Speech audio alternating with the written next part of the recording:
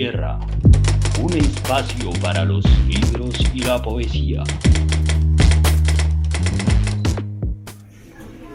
Acabo de cruzar la calle y en esta esquina de mala reputación veo que vienen a mi encuentro Marcos. Seguramente andaba rebuscándose en esta zona con la venta de estupefacientes, como según me ha dicho la última vez que lo vi. Lo acompaña Yves Rocher, que le sigue la corriente y que siempre está al tanto de cuánta sustancia sintética nueva aparece en el mercado. Pero antes de saludarlos, observo al viejo librero ebrio que conozco de hace bastante tiempo y que tiene un par de libros a la venta. Quiero llevar algo para leer. Voy a mirar si tiene algo interesante. Pero ¿qué ven mis ojos? El viejo librero, que además está borracho hasta la madre y me habla con tufo, tiene una edición de Las Flores del Mal de Charles Baudelaire. Ese autor siempre me ha llamado la atención.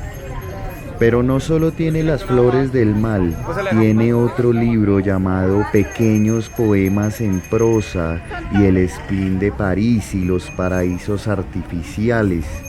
No sé cuál de todos llevar, o si llevarlos todos. Son ediciones de segunda y el olor de sus hojas guarda un aroma exquisito. El librero está acompañado de los mismos personajes con los que siempre se le ha visto. Estos son un grupo de viejos borrachos que tenían librerías y locales llenos de libros y que de un momento a otro lo perdieron todo por andar ebrios todo el tiempo. Y estos libros de Baudelaire, no sé por qué, me han hecho pensar en que toda esta calle está llena de flores peligrosas. Baudelaire, por su vida bohemia y plagada de excesos, fue incluido por Paul Verlaine dentro del grupo de los llamados poetas malditos. Este nombre ha hecho que la curiosidad de muchas personas caigan en las manos de estos poetas malditos para descubrir el por qué les llaman así. Hasta me acuerdo que hay un famoso chiste sobre ello. Un escritor presentó su poemario Las Flores Podridas, aclarando que él no era un poeta maldito, sino un maldito poeta. El padre de Baudelaire murió tempranamente, por lo que su madre se casó por segunda vez, y esto hizo que el poeta desarrollara una relación de amor y odio hacia su familia. Todo ello no sería más que el cóctel o la bomba de elementos que haría que Charles Baudelaire asumiera una actitud libertina y despreocupada, pero a la vez, dicen otros, es uno de los mayores críticos de la sociedad de su tiempo. ¡Oh, vaya, qué sorpresa! Cruzando la avenida veo que se acerca el señor Laurence Acevedo, quien maneja un cineclub que está a punto de desaparecer, si no fuera por el esfuerzo que hacen unos cuantos cinéfilos por mantenerlo con vida, asistiendo a la programación de cine independiente que proyecta Laurence. Fue él mismo quien alguna vez me mencionó alguna película inspirada en Charles Baudelaire, pero lo voy a saludar y le voy a mostrar estos libros que seguro serán de su agrado.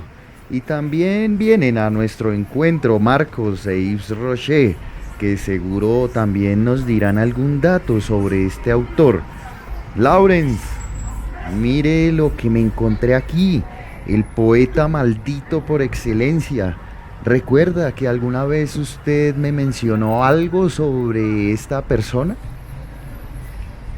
Gracias a todos por estar aquí, y en esta ocasión quiero intentar hablar desde la subjetividad de la obra de Baudelaire e intentar evitar observaciones que pretendan ser objetivas sobre la obra de este autor, porque sobre esto ha corrido mucha tinta y hay a lo largo y ancho de la historia y del mundo personas más doctas, competentes e ilustradas que yo para ofrecer una visión precisa de la obra del francés.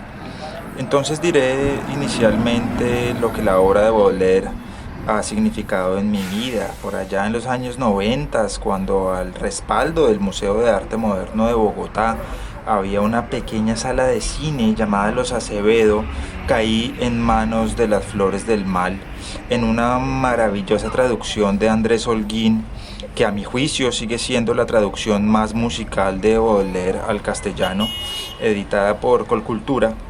Y para ese entonces era el cine y la poesía quienes acompañaban mi andar, y Baudelaire encabezaba la lista de fantasmas que me circundaban. Respecto a su obra se puede decir, en palabras de Sofía Viramontes, que Charles Baudelaire tuvo como máximo vicio contar las partes más oscuras, retorcidas y despreciadas de la realidad. A través de la erudición incisiva de sus palabras, reinventó la cartografía poética de la ciudad moderna y marcó las claves para la vanguardia. Por eso la poesía de Baudelaire es una compañía oportuna para recorrer las calles de las ciudades contemporáneas y de Bogotá, en mi caso, ciudad asediada por el vicio, la desolación y el desamparo, pero también el tedio y la violencia de almas desahuciadas, de callejones sin salida y llagas purulentas, embriaguez, zozobra y demencia. Conviene, sin embargo, detenernos en algunas consideraciones más puntuales. Su primer éxito literario llegó en 1848, cuando aparecieron sus traducciones del escritor estadounidense Edgar Allan Poe. Animado por los resultados e inspirado por el entusiasmo que en él suscitó la obra de Poe, a quien le unía una fuerte afinidad, Baudelaire continuó traduciendo los relatos de Poe hasta 1857. La principal obra de Baudelaire, una recopilación de poemas que lleva por título Las Flores del Mal, vio la luz en 1857. Inmediatamente después de su publicación, el gobierno francés acusó a Baudelaire de atentar contra la moral pública. A pesar de que la élite literaria francesa salió en defensa del poeta, Baudelaire fue multado y 6 de los poemas contenidos en este libro desaparecieron en las ediciones posteriores. La censura no se levantó hasta 1949. Considerado hoy como uno de los mayores poetas de la literatura francesa, Baudelaire poseía un sentido clásico de la forma, una extraordinaria habilidad para encontrar la palabra perfecta y un gran talento musical, que me parece es una de las características que más se suele perder en sus traducciones al castellano.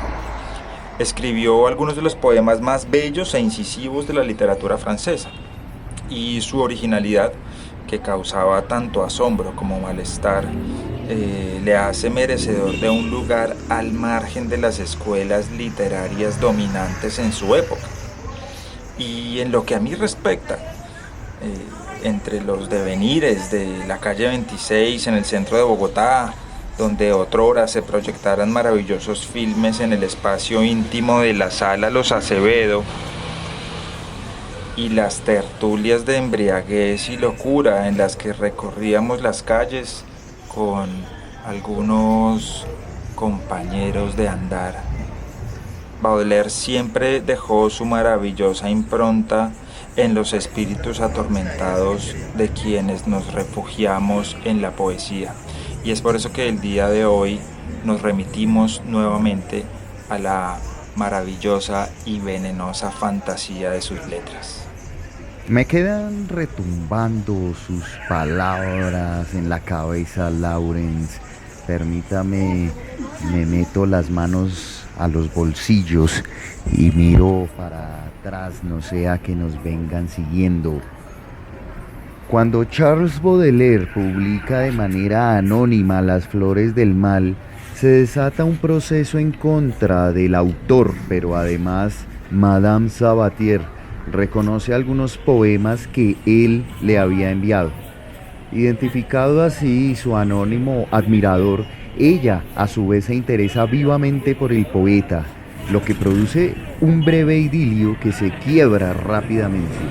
Este fiasco amoroso ha hecho afirmar a algunos biógrafos de Baudelaire una posible inhibición sexual en el poeta.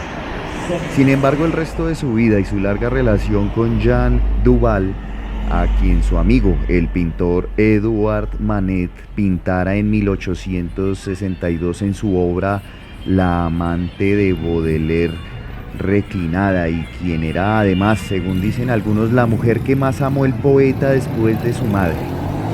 Baudelaire le dedicaría a Jean Duval los poemas El balcón, Perfume exótico, La cabellera, Aún así insatisfecha, La serpiente que danza y Una carroña. Duval pudo haber muerto de sífilis en 1862, 5 años antes que Baudelaire, quien también murió de sífilis. Otras fuentes indican que Duval vivió más que Baudelaire.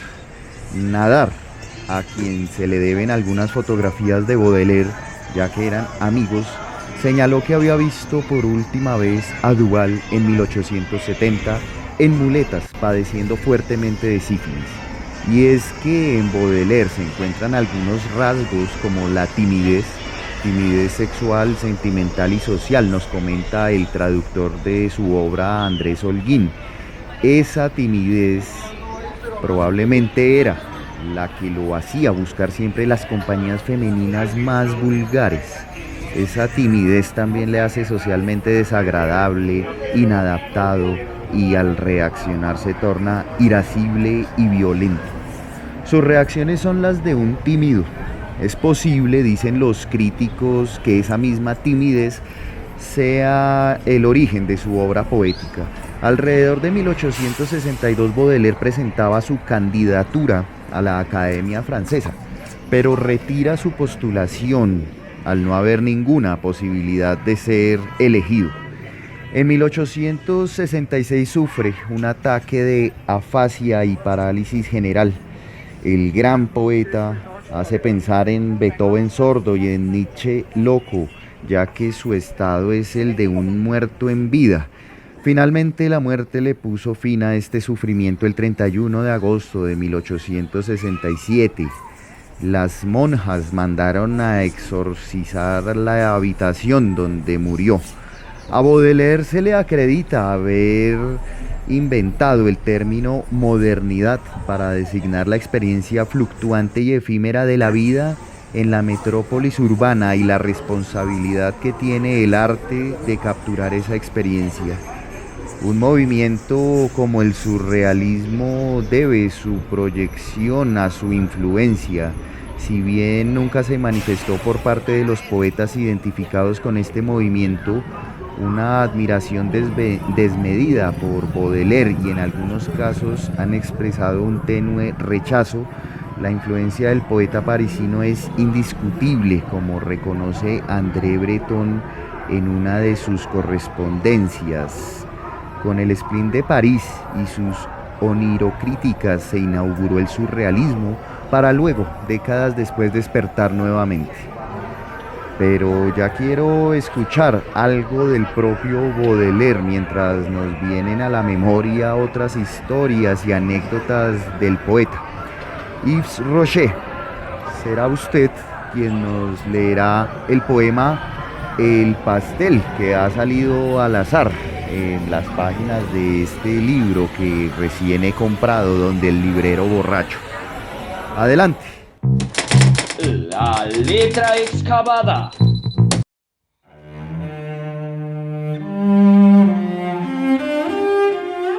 El pastel.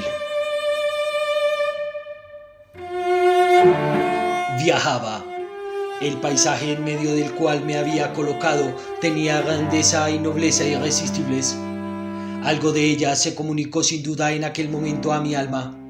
Revoloteaban mis pensamientos con ligereza igual a la de la atmósfera. Las pasiones vulgares, como el odio y el amor profano, aparecíanseme ya tan alejadas como las nubes que desfilaban por el fondo de los abismos, a mis pies. Mi alma parecíame tan vasta y pura como la cúpula del cielo que me envolvía. El recuerdo de las cosas terrenales no llegaba a mi corazón sino debilitado y disminuido, como el son de la esquila de los rebaños imperceptibles que pasan lejos, muy lejos, por la vertiente de otra montaña. Sobre el lago pequeño, inmóvil, negro por su inmensa profundidad, pasaba de vez en cuando la sombra de una nube, como el reflejo de la capa de un gigante aéreo que volará cruzando el cielo. Y recuerdo que aquella sensación solemne y rara, causada por un gran movimiento perfectamente silencioso, me llenaba de una alegría mezclada con miedo. En suma, que me sentía, gracias a la enviadora belleza que me rodeaba, en paz perfecta conmigo mismo y con el universo. Y aún sospecho que en mi perfecta beatitud y en mi total olvido de todo el mal terrestre, había llegado a no encontrar tan ridículos a los periódicos que pretenden que el hombre nació bueno, cuando, renovadas las exigencias de la materia impecable, pensé en reparar la fatiga y en aliviar el apetito despierto por tan larga ascensión. Saqué del bolsillo un buen pedazo de pan, una taza de cuero y un frasco de cierto elixir que los farmacéuticos de aquellos tiempos solían vender a los turistas para mezclarlo, llegada la ocasión, con agua de nieve. Partía tranquilamente el pan, cuando un ruido muy leve me hizo levantar los ojos. Ante mí estaba una criaturilla desarrapada, negra, desgreñada, cuyos ojos hundidos, fríos, suplicantes, devoraban el pedazo de pan. Y le oí suspirar en voz baja y ronca la palabra «pastel». No pude contener la risa al oír el apelativo con que se dignaba honrar a mi pan casi blanco. Corté una buena rebanada y se la ofrecí. Acercóse lentamente, sin quitar los ojos del objeto de su codicia. Luego, echando mano al pedazo, retrocedió vivamente como si le hubiese temido que mi oferta no fuese sincera o que me fuese a volver atrás. Pero en el mismo instante le derribó otro chiquillo salvaje, que no sé de dónde salía, tan perfectamente semejante al primero que se le hubiera podido tomar por el malo gemelo suyo. Juntos rodaron por el suelo, disputándose la preciada presa, sin que ninguno de ellos quisiera, indudablemente, sacrificar la mitad a su hermano. Exacerbado, el primero agarró del pelo al segundo, cogióle una oreja entre los dientes y escupió un pedacito ensangrentado. Con un soberbio reniego dialectal, el propietario legítimo del pastel trató de hundir las menudas garras en los ojos del usurpador. A su vez, aplicó todas sus fuerzas a estrangular al adversario con una mano, mientras que con la otra intentaba meterse en el bolsillo el galardón del combate. Pero, reanimado por la desesperación, levantóse el vencido y echó a rodar por el suelo al vencedor de un cabezazo en el estómago. ¿Para qué describir una lucha horrorosa que duró en verdad más tiempo del que parecía prometer las fuerzas infantiles? Tal espectáculo había llenado de bruma el paisaje, y el gozo tranquilo en que se solazaba mi alma antes de haber visto a los hombrecillos había desaparecido por entero. Me quedé mucho tiempo triste, repitiéndome sin cesar, con que hay un país soberbio en el que al pan le llaman pastel, golosina tan rara que basta para engendrar una guerra perfectamente fratricida.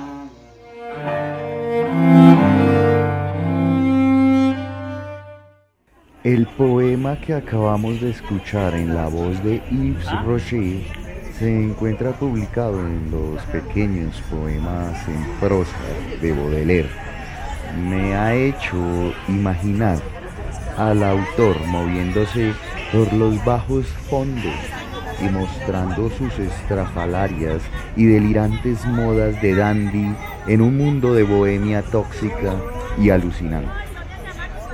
Baudelaire decía que la poesía, por poco que uno quiera ahondar en sí mismo, interrogar su alma, evocar sus recuerdos de entusiasmo, no tiene más objeto que ella misma, no puede tener otro fin.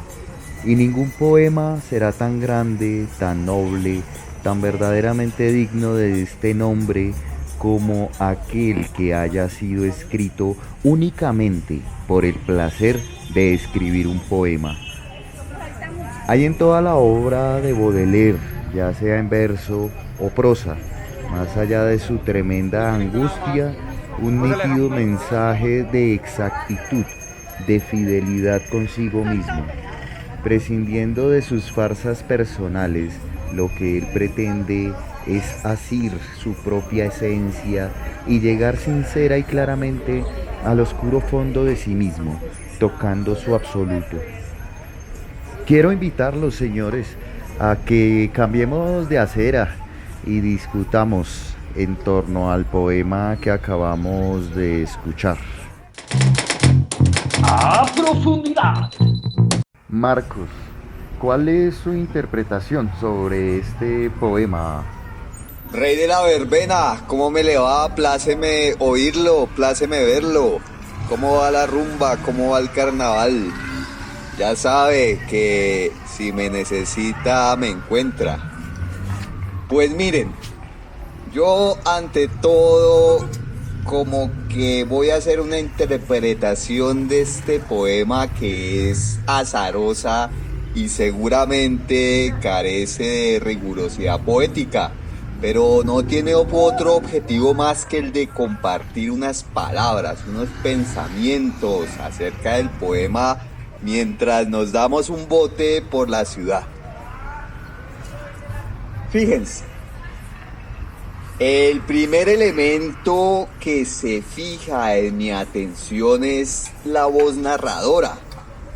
Se trata de un viajante que se ha alejado de la que yo creo que es la ciudad y por lo mismo pasea, deambula por aquello otro que no es la ciudad, tal vez el campo seguramente. Así que este personaje en su andar contemplativo comienza a experimentar ciertos sentimientos de nobleza y majestuosidad que le despierta aquel paisaje. Sabemos que se trata de un alma que en ese momento se percibe a sí misma como vasta, pura y en perfecta paz, muy similar al cielo estrellado que lo acompaña. Y lo sabemos sobre todo porque él mismo lo expresa y lo hace, ojo, y lo hace en contraposición o en contraste, si se quiere, con otros sentimientos que en su andar va dejando atrás. Me refiero a sentimientos como el odio, o el amor profano, o la maldad humana, como él mismo lo dice, y las cuales va percibiendo como débiles y lejanas, como el sonido de los cencerros de algunos animales que pasan lejos. Ahora, en medio de estos sentimientos beatíficos, casi saludables, y que bien podrían interpretarse como una suerte de simpatía o acaso identidad con el ambiente, con el paisaje, con aquellas fuerzas naturales que envuelven al personaje, ocurre el que parece el acontecimiento central del poema. Les hablo del episodio del niño, esta criatura que aparece. Les hablo del pedazo de pan, el cual el niño llama pastel. Les hablo de la pelea que se da con este otro niño, tal vez su hermano, que también está deseoso de ese mismo pedazo de pan.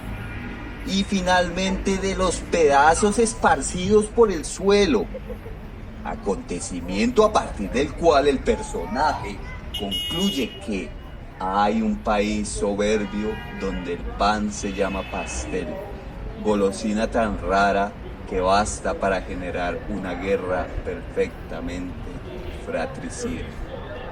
Así que tenemos estos dos elementos, un personaje con una historia, una serie de sentimientos que va dejando atrás en un viaje y un acontecimiento que le acaece.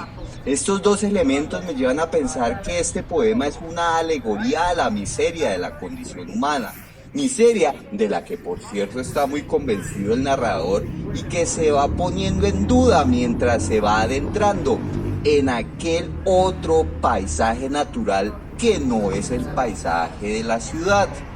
Pero como toda duda, al personaje le resulta incómoda.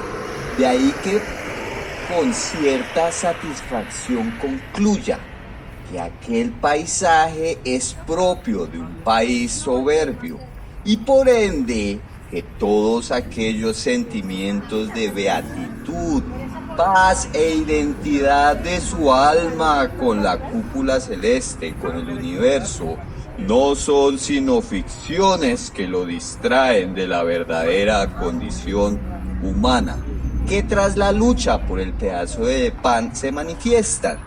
El hambre, la ambición y la necesidad por sobrevivir se imponen dejando tras de sí un río de sangre. Al final me queda un sinsabor de que este poema describe una suerte de paradoja invertida del caminante que en su andar, y muy al estilo de la poesía maldita, reitera y afirma la maldad inherente a los hombres. Pero también me pregunto si no se trata al final de cuentas de un aparataje retórico elaborado por el propio Baudelaire para describir, más que una observación sobre la realidad, o acaso sobre la condición humana, un estado de ánimo interior del poeta, quien no hace otra cosa sino vomitar su bilis sobre los lectores. Debo decir que me resultó inevitable sentir una profunda tristeza al término de este poema, pues aunque al comienzo Baudelaire nos transporta a un estado de impasibilidad espiritual que me hace pensar en algunos tintes románticos, como los que se ven en el cuadro de Caspar David Friedrich, El caminante sobre el mar de nubes, de 1818, lejos de las bajas pasiones humanas y de la podredumbre del mundo terreno, en un estado de éxtasis en el que el espíritu encuentra la paz en un entorno distante de los hombres y en el que se regodea en la quietud del mundo natural. De repente, como de en medio de una pesadilla producida por la fiebre infantil, se aparece la imagen desarrapada de una criatura cuya miseria en principio no le permite siquiera ser concebida como un ser humano. Esa deshumanización producida por el hambre y las necesidades que han acompañado a las sociedades humanas en su trasegar por la historia se revela como una aparición del mal que adolecemos más allá del tiempo. Los niños con hambre. Es un asunto tan persistente que se ha convertido en un lugar común y que ha pasado solamente a ocupar un lugar en las estadísticas y las cifras, al margen de las necesidades concretas de los seres que la padecen. La animalidad cruda que se nos presenta en toda su desnudez y a la que se ven compelidos dos hermanos enlazados en una guerra fratricida por un pedazo de pan, parece ser la historia misma de la humanidad. Y considero que ese es el poder de este poema, ser universal en la singularidad que nos ofrece, ser atemporal porque rebasa las limitaciones de su época, y ser desgarrador por hablarnos de aquello que todos conocemos, pero que nos hemos empeñado en ignorar para seguir en el tránsito de nuestras vidas pasajeras. Hablamos hoy desde el confort y los privilegios que ostentamos, pues no lo hacemos desde el hambre ni la miseria. Y corremos por tanto el riesgo de ser unos voyeristas pusilánimes que se regodean en el esplendor de las palabras del poeta mientras hacen caso omiso del horror que yace tras este poema. ¿Cómo evitar entonces convertirnos en consumidores indolentes de cultura y tradición literaria mientras el mundo se cae a pedazos en torno nuestro? ¿Cómo compaginar el desagrado del hecho con el asombro de la poesía?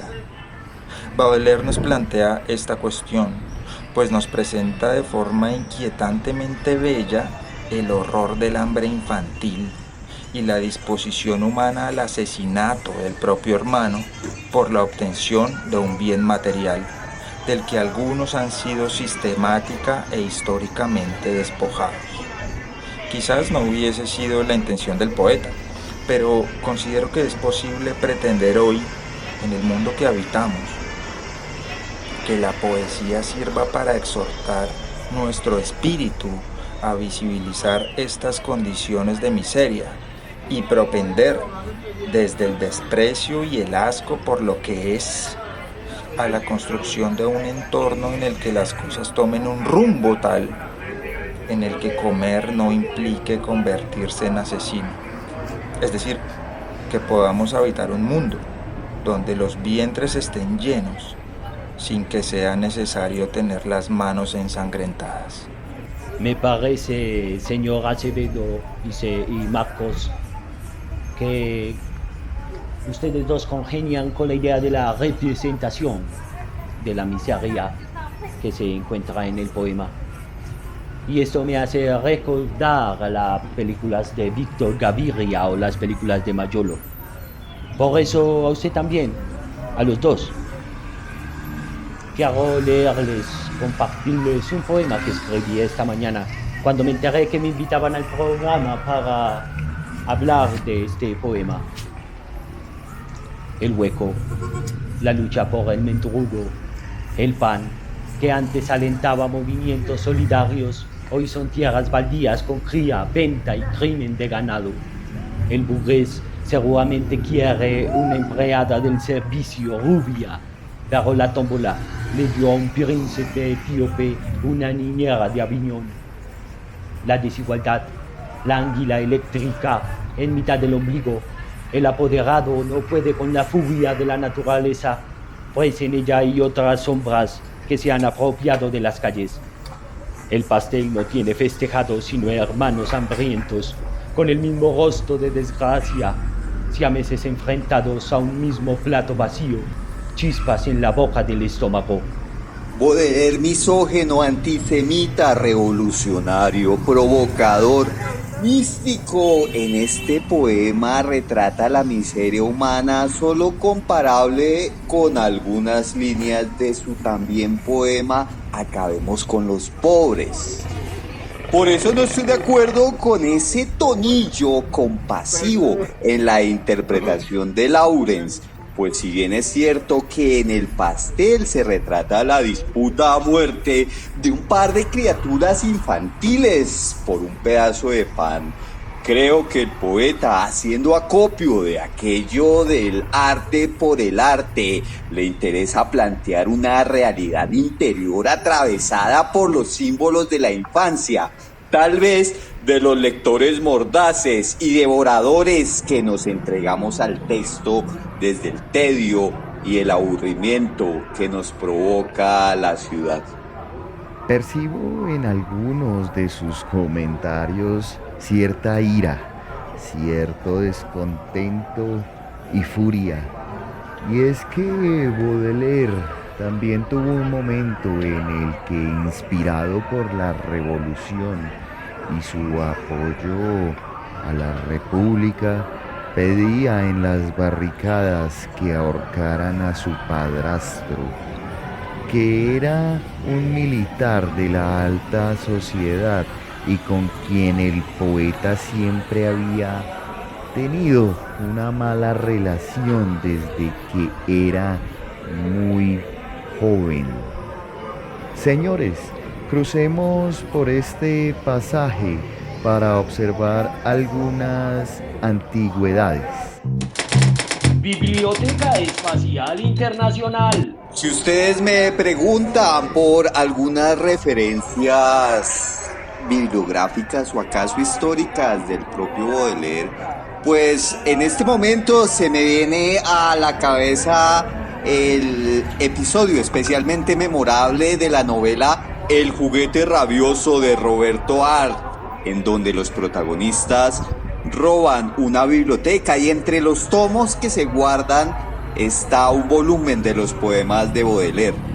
Y no olvidemos la película del finlandés Aki Kaurismäki llamada La vida bohemia, que retrata las desventuras de tres artistas, uno de los cuales frecuenta las noches acompañado por su perro negro llamado Baudelaire.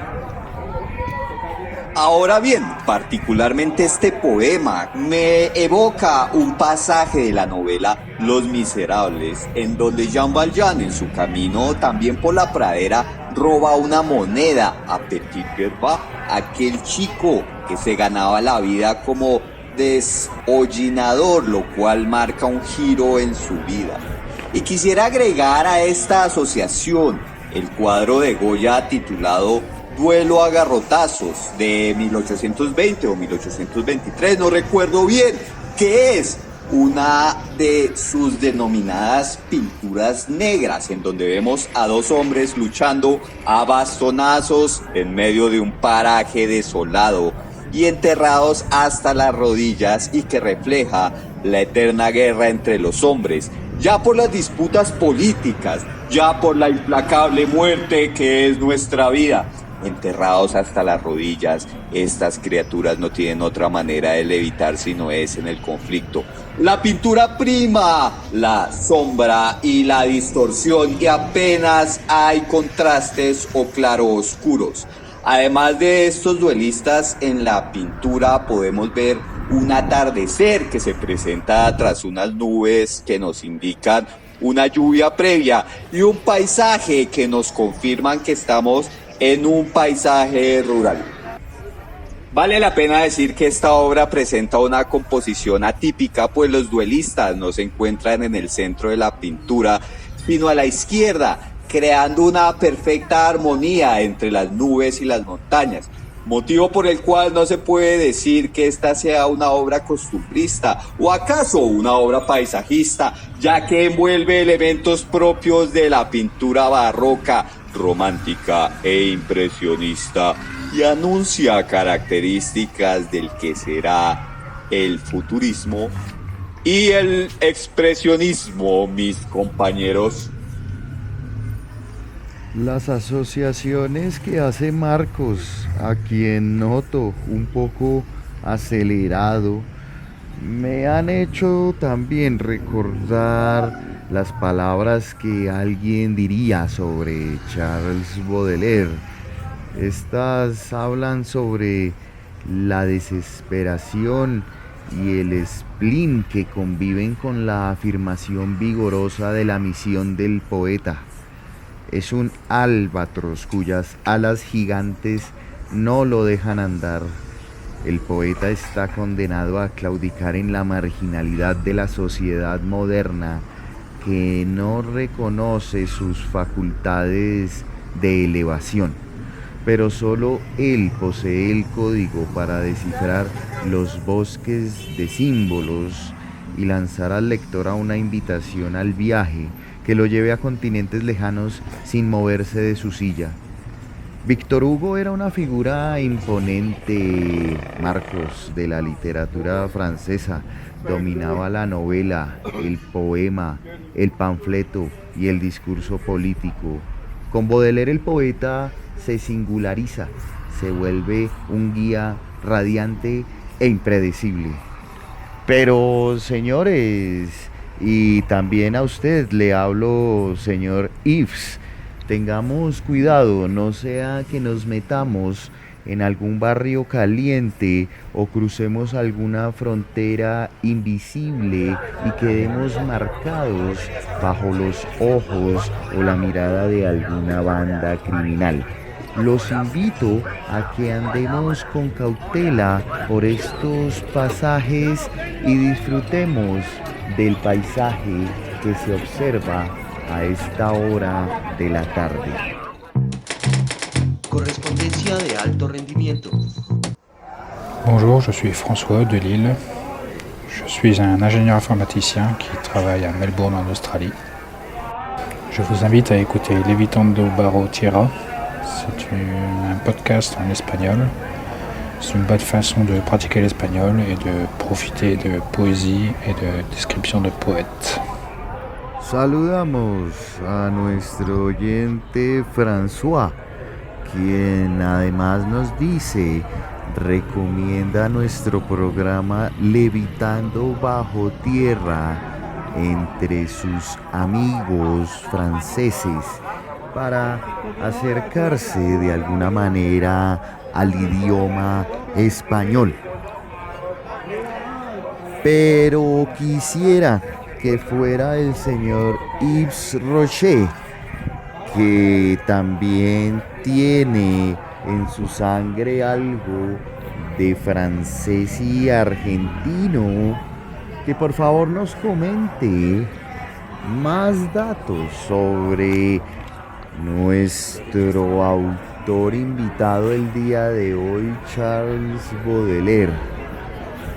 Yo creo que va siendo hora de que me pierda por alguno de estos parques antes de que anochezca. Los saludo después, compañeros. La noche no sería lo mismo si no levitáramos sobre un cielo despejado, lleno de misterio con sus estrellas plateadas y palabras que cruzan frente a nosotros, conformando paisajes y poesía que nos invade el alma.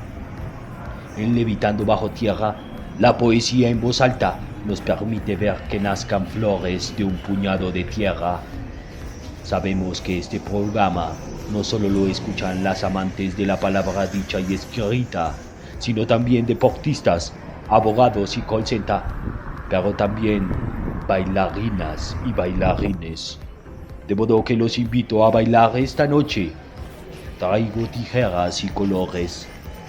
Pero antes del pogo, King of the Verbena, Marcos, señor Acevedo, quiero compartir con ustedes este círculo de tierra y tinta, como lo hicieran hace más de 150 años seguramente Stéphane Mallarmé, Arthur Rimbaud, Paul Verlaine y Charles Baudelaire.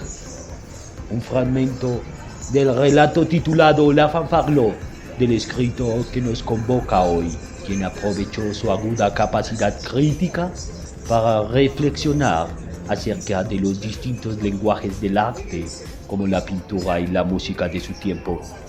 En La Fanfarlo, Baudelaire escribe acerca de lo que para él entrañara la danza. Entre nosotros, dicho sea de paso, se desprecia demasiado el arte de la danza. Todas las grandes personas, empezando por las del mundo antiguo, las de la India y las de Arabia, la han cultivado igual que a la poesía. La danza está a la par o incluso por encima de la música, así como lo visible y lo creado están por encima de lo invisible y lo increado. Esto para varias organizaciones paganas. Y solo pueden comprenderlo aquellos a quienes la música evoca ideas pictóricas. La danza puede revelar todo lo misterioso de la música, aparte de poseer el mérito de ser más humana y palpable. La danza es la poesía con brazos y piernas, es la materia graciosa, terrible y animada, adornada por el movimiento. Nos escuchamos en una próxima emisión de Levitando bajo tierra, el despertar de los poetas muertos.